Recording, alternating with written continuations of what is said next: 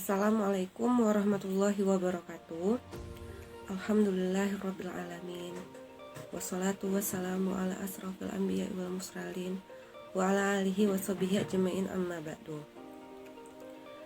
Pertama-tama terima kasih kepada dosen pengampu yaitu Ibu Yulianti SPD MPD Kons yang telah memberikan kesempatan kepada kelompok kami, kelompok terakhir, untuk menampilkan makalah ini.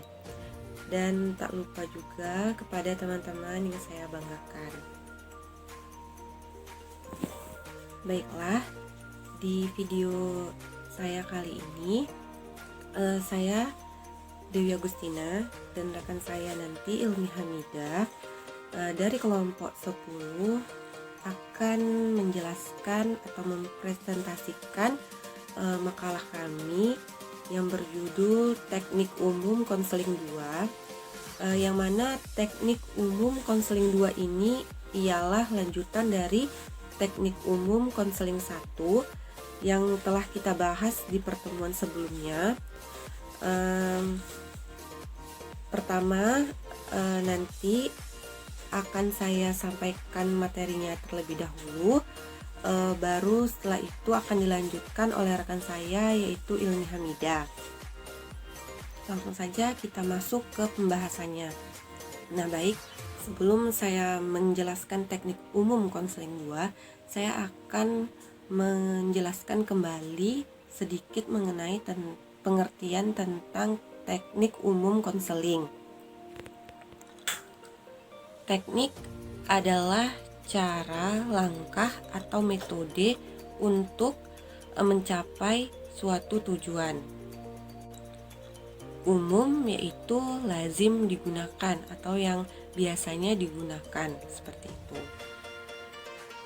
Lalu konseling adalah hubungan tatap muka yang bersifat rahasia, penuh dengan sikap penerimaan dan pemberian kesempatan dari konselor kepada klien. Jadi kesimpulannya adalah teknik umum konseling adalah keterampilan dasar yang digunakan atau yang harus dikuasai oleh konselor atau guru BK dan lazim digunakan dalam tahapan-tahapan konseling dan merupakan teknik dasar konseling yang harus dikuasai. Adapun teknik umum konseling 2 yang merupakan lanjutan dari teknik umum konseling 1 ada 5. Di sini yang kelompok kami bahas itu ada 5. Yang pertama penafsiran atau interpretasi. Yang kedua itu adalah pertanyaan terbuka atau open question. Yang ketiga dorongan minimal. Yang keempat pengstrukturan dan yang kelima refleksi.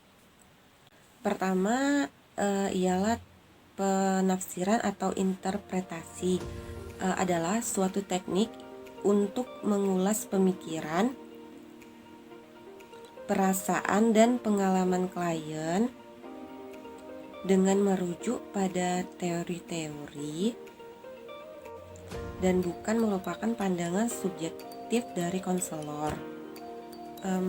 Tujuannya yaitu untuk memberikan rujukan atau pandangan kepada klien agar mengerti dan berubah melalui pemahaman dari hasil rujukan baru tersebut.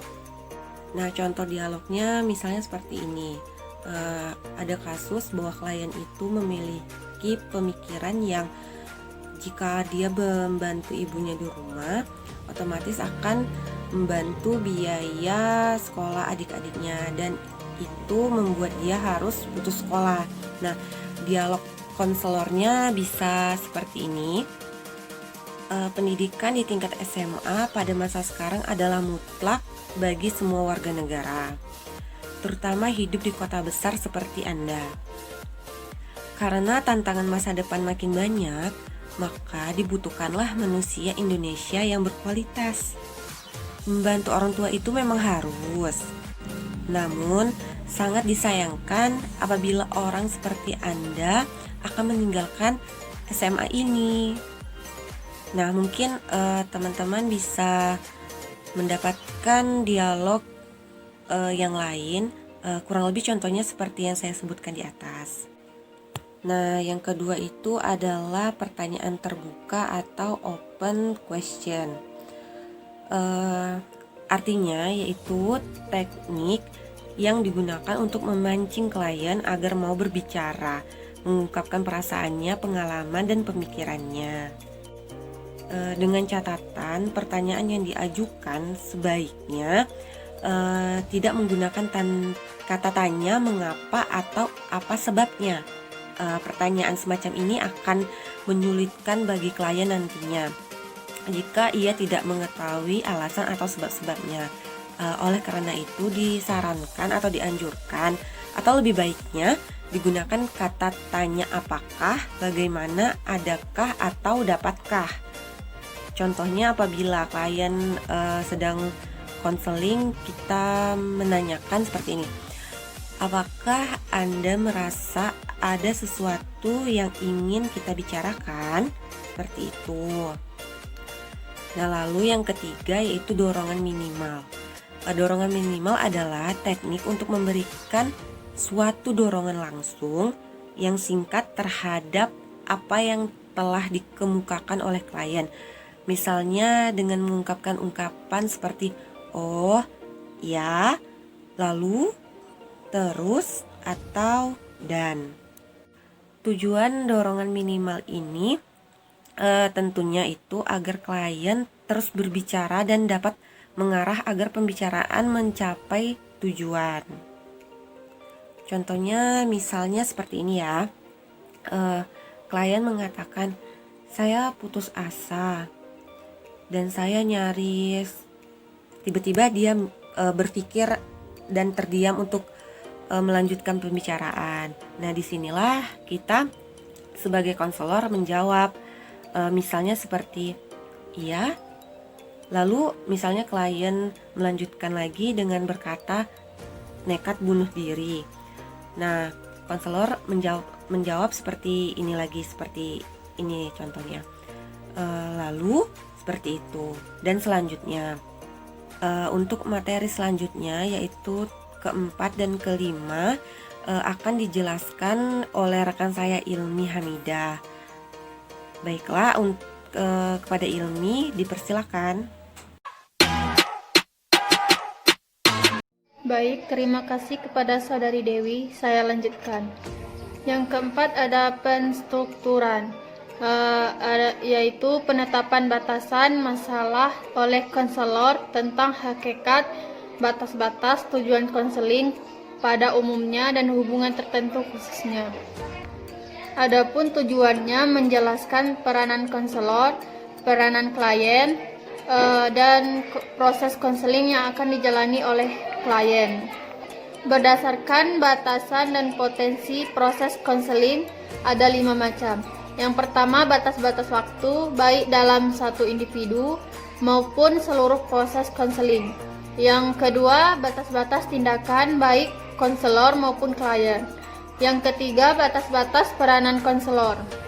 Yang keempat, batas-batas proses atau prosedur. Yang kelima, strukturing dalam nilai proses. Yang kelima ada refleksi, yaitu teknik untuk memantulkan kembali kepada klien tentang perasaan, pikiran, dan pengalaman sebagai hasil pengamatan terhadap perilaku verbal dan nonverbal klien. Baik, di sini terdapat 3 jenis refleksi. Yang pertama, refleksi perasaan, yaitu keterampilan atau teknik untuk dapat memantulkan perasaan klien sebagai hasil pengamatan terhadap perilaku verbal dan non-verbal klien.